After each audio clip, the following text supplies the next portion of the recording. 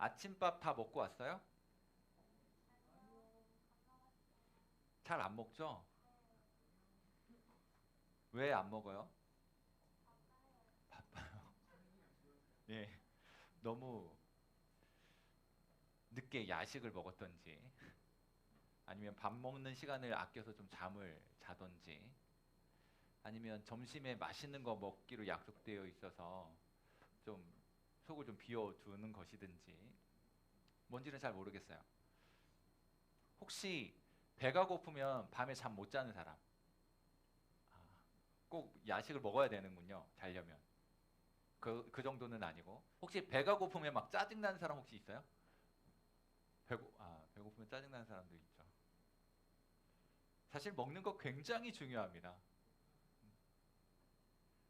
먹는 거 별로 안 좋아하는 사람도 사실은요, 살기 위해서는 먹어야 해요. 그래야 힘을 낼 수 있고 활동이 가능해집니다. 우리 몸만 그런 게 아니에요. 우리 영혼도 양식을 먹어야 활동도 가능해지고요.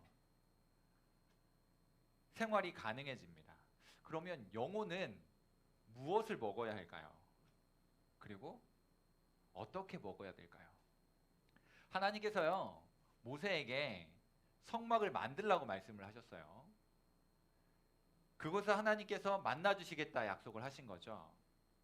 성막의 규모와 재료 그리고 형태가 어떻게 되어야 하는지를 잘 설명해 주셨고요. 성막을 짓도록 하십니다. 출애굽기 25장부터 성막을 짓는 이야기가 쭉 나오는데 하나님께서 말씀해 주시는 설계도와 같아요.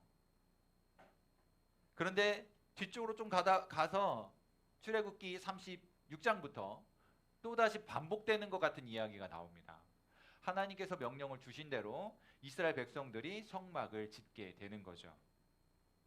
네, 길이 45m, 폭 22.5m의 직사각형 형태로 울타리를 치고 세마포를 칩니다. 그리고 바깥과 안쪽을 경계로 하여 성막 뜰을 만들게 되는 거죠. 동쪽으로 난 문을 통과해서 뜰로 들어가면 제일 처음 만나는 것이 번제단이에요. 짐승을 잡아서 제사를 드립니다. 속죄와 구원을 의미하는 그런 형태로서 제사를 드려요. 그리고 가다가 보면 물두멍이 나오는데요. 여기에서 제사를 드리다가 손과 발에 묻은 피를 씻거나 흙먼지가 묻어있는 손발을 씻는 거예요. 죄를 씻어내는 의미로서 물두멍을 지나게 됩니다. 그리고 나면 뜰에 세워진 건물을 하나 만나게 되는데요. 널판을 만들고 벽을 세워요. 사방으로 벽을 세우고 금으로 쌌으니까 금벽이 되는 거예요. 그리고 그 위에 천막을 씌웁니다. 가늘게 꼰 배실로 만든 천막에 청색, 자색, 홍색 실로 정교하게 천사를 수 놓아가지고 천막을 만들고 그것을 덮어요. 그리고 그 위에는 염소털로 짠 천막을 또 덮습니다. 그리고 난 다음에 붉은 물 들인 수양의 가죽을 그 위에 덮습니다. 몇 개 덮었죠? 3개 덮었어요. 그리고 마지막 네 번째로 해달의 가죽으로 만든 천막을 덮습니다. 이렇게 4개의 천막을 덮어서 성막을 만들게 되는 거예요. 그 성막 안에 들어가 보면 휘장으로 경계를 나누어 두었고요. 앞쪽에 있는 것을 우리는 성소, 뒤쪽에 있는 것을 지성소라고 이야기합니다. 밖에서 보면 가죽으로만 보여지는 그냥 그런 천막이니까 별로 볼품 없지만 그 안으로 들어가면 금빛으로 빛나고 또 불빛이 켜져 있기 때문에 아름답다라고 말씀을 드렸어요. 그렇게 성소 안으로 들어가면 첫 번째 진설병 상이 나고요. 떡이 올려져 있는 떡상이 나오고요. 그리고 등잔대가 나옵니다. 불이 켜져 있는 등잔대가 나오고 그리고 나면 향단이 나옵니다. 그 앞에 있는 휘장을 걷고 그 안으로 들어가면 이제 지성소가 되는데 지성소 안에는요. 언약궤가 나오고요. 언약궤 위를 덮고 있는 속죄소가 있습니다. 이렇게 해서 7개의 기구와 1개의 건물을 보여주는 성막의 완성이 되는 거예요. 오늘은 성소 안에 있는 진설병상에 대한 이야기를 해보려고 합니다. 크기 91cm의 가로, 45cm 세로, 높이 68cm 정도로 만들어진 상이에요. 물론 이 상 또한 조각목으로 만들고 금으로 덮었습니다. 금상이 된 거예요. 그리고 그 상 위에 손바닥만한 넓이로 턱을 만들어요. 사방에. 그러니까 상이니까 뭐 올려놓은 것이 떨어지면 안 되도록 이렇게 턱을 만들고요. 다리 4개의 다리에 금 고리를 만들어서 붙입니다. 그리고 이 길다란 막대기 같이 채를 2개를 만드는데 금으로 역시 싸요. 그리고 그 고리에 채를 끼워가지고 사람들이 들고 나르는 거예요. 이동할 때 그 채를 들고 날릴 수 있도록 그런 형태로 만들어 뒀습니다. 이렇게 만들어진 상 위에 항상 있어야 하는 것이 있었는데 그게 바로 떡이라는 거예요.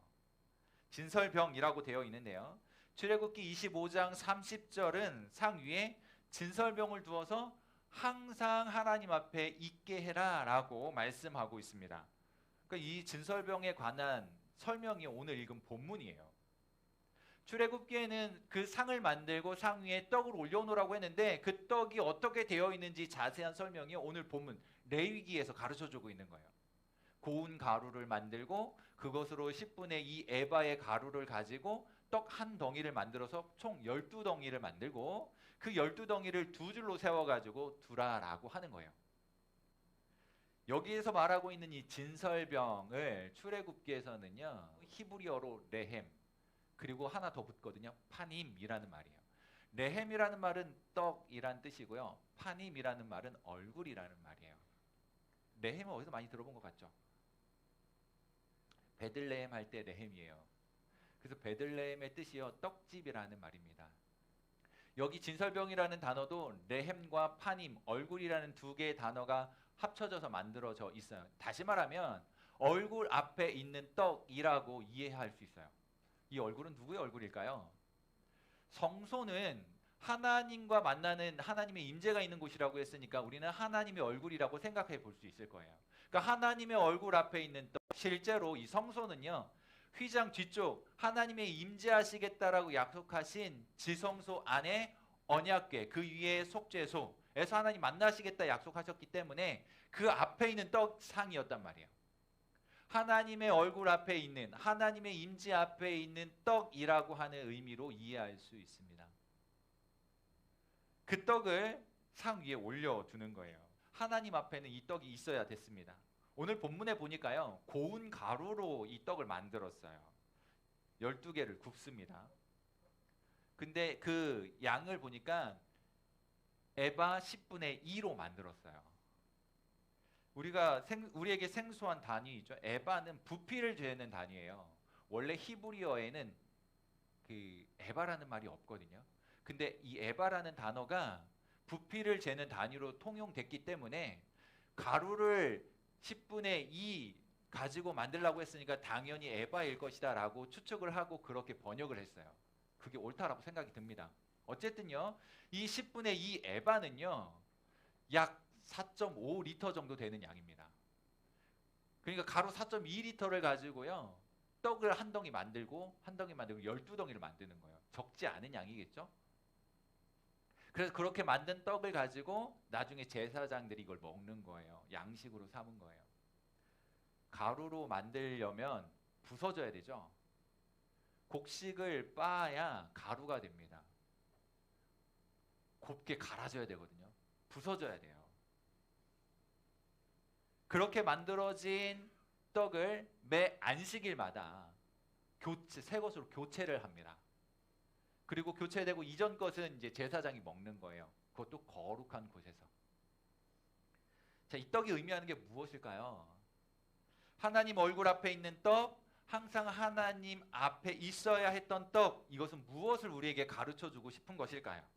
결론부터 말하면요, 이 떡은 예수님을 상징합니다. 성막 자체가 예수님을 상징하는 것이라 설명을 드렸고요. 그 안에 있는 기구들 또한 예수님을 예표하고 상징해 주는 것들이에요. 즉 오늘 살펴보고 있는 이 떡상, 그 위에 진열되어 있었던 떡도 마찬가지입니다. 예수님을 상징하고 있어요. 오늘날 예수님을 믿는 사람들의 별명이 있거든요. 그게 뭔지 아세요? 여러 가지 별명이 있죠. 그 중에 한 가지 뭘까요? 왕 같은 제사장. 예수 믿는 사람들을요, 성경은 왕 같은 제사장이라고 부르고 있어요. 다시 이야기합니다. 이 떡을 누가 먹었다고요? 제사장이 먹었다고요. 오늘날 이 떡을 누가 먹는 거예요? 왕 같은 제사장인 예수님을 믿는 사람들이 먹는 거예요. 이 말을 돌려 말하면요, 아, 예수님을 먹어야 되는구나 라고 이해할 수 있게 되겠죠. 도대체 예수님이 누구신데 예수님을 먹어야 되는가? 성경은요, 우리에게 이 이야기를 하면서 정확하게 가르쳐주는 내용이 있습니다. 예수님의 실제 살을 먹는 게 아니다라고 하는 거예요. 예수님의 실제 살을 먹는 것이 아니라 예수님을 믿는 것에 대한 표현, 가르침을 먹는다라고 표현하고 있는 거예요. 다시 말하면 예수님을 믿어야 된다는 거죠. 예수님 안에 살아야 된다라는 말을 하고 싶은 거예요. 떡이 예수님을 상징하는데요, 이 떡은 제사장이 먹고 오늘날 왕 같은 제사장인 우리들이 먹는 거예요. 구약의 제사장의 도움 없이도 우리는 이 믿음을 가지고, 예수님을 믿는 믿음을 가지고 성소 안으로 갑니다. 제사장의 도움 없이도 우리는 제사를 드릴 수 있게 됐어요. 다시 말하면 그런 제사장의 도움 없이 예배를 드릴 수 있게 되는 거예요. 목사님이 있든지 선생님이 있든지 없든지 그것과 상관없이 여러분들은 예수 그리스도를 믿는 그 고백을 가지고 하나님 앞에 예배할 수 있는 거예요. 그러나 우리가 주일에 모여서 예배하는 것은요, 같은 믿음을 가지고 공동체가 모여서 공동의 예배를 드리는 것이고, 여러분들이 이곳에 만약에 이제 예배를 마치고 각 가정으로 돌아가고 각자 삶의 자리로 돌아갔을 때는 여러분들이 왕 같은 제사장이 되어 예수님을 주로 고백하며 하나님 앞에 나아가시는 거예요. 그렇게 매일매일의 예배가 드려지게 되는데요, 그런 의미에서 여러분들이 왕 같은 제사장이라고 말하는 것입니다. 그러면 떡에 대한 이야기를 지금 계속하고 있어요. 이 떡을 누가 먹을 수 있나? 예수 믿는 우리들도 이 양식을 먹는다는 거죠. 요한복음 6장에 보니까 예수님께서 자신에 대한 표현을 하신 게 있습니다. 내가 곧 생명의 떡이라 라고 말씀하셨어요. 예수님이 생명의 떡이래요. 그러면서 하신 말씀이 있거든요. 광야에서 하늘에서 내려온 만나를 먹은 사람들은, 그 조상들은 다 죽었는데 오늘 이 생명의 떡을 먹는 자는 영원히 죽지 않는다라고 말씀하세요. 그래서 오늘 우리가요, 예수님을 먹어야 되는 거예요. 다시 말해 예수님을 믿어야 돼요. 성소 안에 있었던 상 위에 이 떡은 예수님을 먹고 살아야 한다라고 하는 것을 상징적으로 가르쳐주고 있는 거예요. 뿐만 아니라 요한복음 1장은요, 태초에 말씀이 계셨다라고 하는 것으로 시작을 하는데 조금 지나가서 14절에 이런 말씀이 있습니다. 그 말씀이 하나님과 함께 계셨는데 얼마 후에 이 말씀이 육신이 되어 이 땅 가운데 오셨습니다. 이야기를 하는 거예요. 그 말씀이 누구예요? 예수님이에요. 그러니까 예수님은 생명의 떡이라고 말씀하셨고요, 예수님은 말씀이라고 이야기하셨어요. 그러면 연상되는 게 있죠. 예수님을 먹는다, 생명의 떡을, 양식을 먹는다라고 하는 것은 하나님의 말씀을 먹는 것으로 이해할 수 있는 것입니다. 우리가 살기 위해서, 우리의 영혼이 살기 위해서 육신이 필요로 하는 떡, 밥을 먹는 게 아니고 영혼이 살기 위해서 생명의 떡이신 하나님의 말씀을 받아 먹는 거예요. 그래야 살 수 있다는 이야기를 하는 거예요. 그 생명의 떡을 성소 안에 두었던 것입니다. 그걸 가르쳐주고 싶었던 거예요. 예수님은 영적인 배고픔, 영혼의 허기를 채우는 살아있는 떡으로 오신 분이라는 거예요. 그 영혼의 배고픔은 영혼의 양식인 하나님의 말씀으로 채울 수 있거든요. 밥을 아무리 많이 먹는다고 해서 영혼의 허기를 채울 수는 없어요. 육신의 살은 찌울 수 있지만 영혼을 채우기 위함, 영혼의 그 허기를 달래기 위해서는요, 하나님의 말씀을 먹어야 돼요. 그 진리의 말씀을 받아들여야 영혼이 살찌우게 되는 거예요. 그 영혼의 배고픔, 영혼의 양식, 하나님의 말씀을 이렇게 가르쳐주고 있습니다. 성소한 상 위에 올려져 있는 진설병, 그것이 바로 떡이신 예수님을 가르쳐주고 있는 거예요. 예수님의 살을 먹는다는 것은 십자가에 죽으신 예수님으로 만족한다라는 의미가 있습니다. 예수님의 살을 먹고 산다라고 하는 것은 십자가에 죽으신 예수님 그리고 다시 사신 예수님을 믿음으로 받아들인다라고 하는 의미가 있어요. 예수님으로 만족을 삼는 거예요. 예수님으로 만족을 삼고 살아간다는 말이에요. 그것이 하나님의 말씀을 먹는다, 예수님을 먹는다, 예수님의 살을 먹는다라고 하는 말로 표현하고 있는 것입니다. 그래서 하나님의 말씀을 먹고 그 말씀을 따라 살면서 영혼의 풍요를 누려요. 영혼의 만족을 누린다고요. 여러분들이 진정으로 만족할 수 있는 지점이 이 하나님의 말씀을 받아들이고 그것을 깨닫고 그것으로 인하여 나의 인생을 재해석할 때, 하나님 나라의 원리와 가치를 분명하게 깨달을 때, 그때 여러분들의 인생 속에 만족이라는 게 찾아오는 거예요. 그 하나님이 나의 하나님이라고 하는 사실 때문에 감사할 수 있게 되고 만족을 고백할 수 있게 되는 거예요. 그런데 그것을 깨닫지 못하면요, 불편한 거예요. 억울한 거예요. 이 시간에 나와서 졸음을 쫓아가면서 이러고 있는 것이 불편한 거예요. 차라리 잠이나 잘 것, 이런 생각이 스물스물 밀고 들어올 수도 있습니다. 그러나 이것이 분명히 깨달아지면요, 이 시간에 나와 있는 것으로 감사하게 되고, 이 시간에 들은 말씀이 깨달아지게 하셔서 그것이 위로가 되니까 만족하는 거예요. 그것이 기쁨이 되고 힘이 되니까 그 원리를 붙잡고 살겠다고 결단하게 되는 거예요. 그런 일이 일어났으면 좋겠습니다. 진설병은 예수님과 그의 죽으심과 깊은 관련이 있어요.